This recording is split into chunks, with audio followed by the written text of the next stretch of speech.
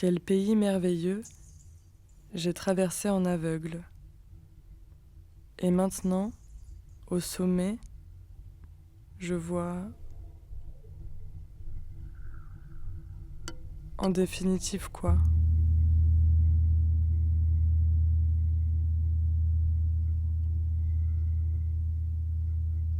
La nature paraissait presque trop au point. Il abandonna le sentier pour une piste à peine frayée qui grimpait dans les rocs et les buissons,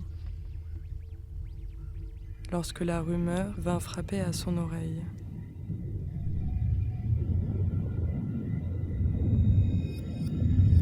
Cela faisait le bruit d'un chant de trèfle au soleil.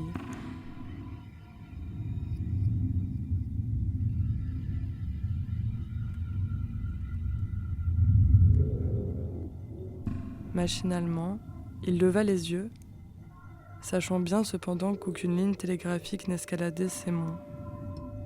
Cette courbe avait sans doute la propriété de concentrer les ondes sonores en un point donné, et c'était au foyer du miroir acoustique que la rumeur venait se former.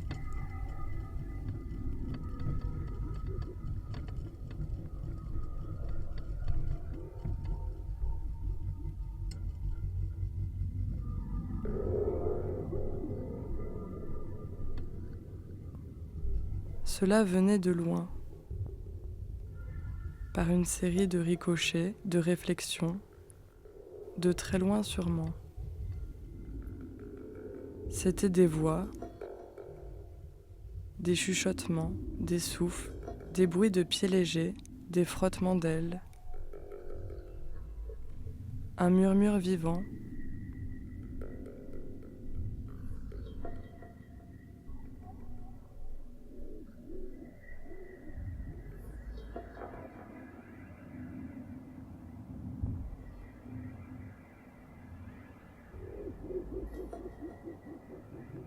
La rumeur d'une foule heureuse et mouvante.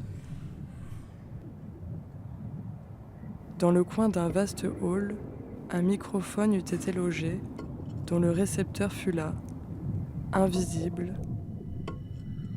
impalpable et minuscule. Mais comment expliquer que tout cela fût vraiment une symphonie perpétuelle, et non la mêlée de bruits vulgaires, qui est le son même de la vie des hommes ?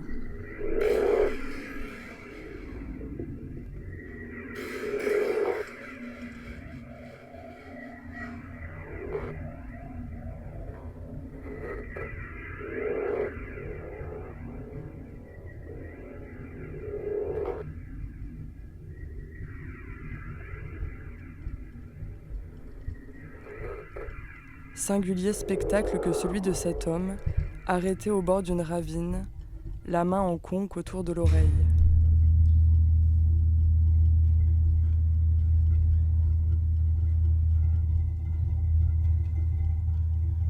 La réminiscence, il la tenait. Cette ville féerique qu'il venait de construire mentalement, ses dômes, ses minarets, cette foison sereine de palais et de colonnes, étincelant à travers un brouillard, la vision en avait surgi dans son enfance. Il se rappelait. La chaleur était monstrueuse et le désert semblait agité de mouvement. Le ciel, à chaque instant, se peuplait de tableaux trompeurs dus à la réfraction de la lumière sur les couches plus ou moins brûlantes de l'atmosphère. Des chaînes de montagnes s'élevaient pour s'effacer dans le moment. Ces mirages étaient tantôt renversés, tantôt droits, et parfois doubles. Qu'on se représente un décor d'apothéose surgit tout soudain de l'horizon où nous allions entrer dans l'éblouissement d'un clair de lune plus lumineux que le soleil.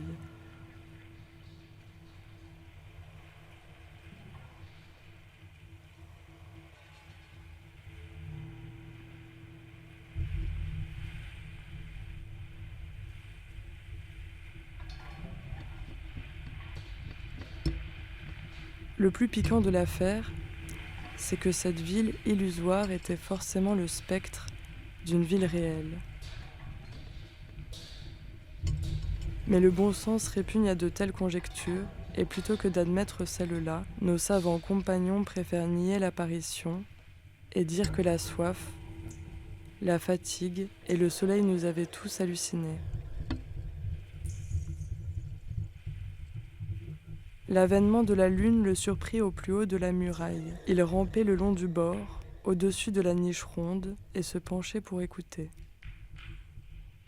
Il n'était plus qu'une chose honorable, une chose très claire de lune. Peut-être qu'il savait tout à cette heure. Peut-être qu'il savait en quel lieu de l'univers la ville du mirage élève sa resplendissante apothéose. Ou bien l'avait-il trouvé sur les rives mêmes de l'au-delà? Avait-il retrouvé sa rumeur, belle comme un souvenir?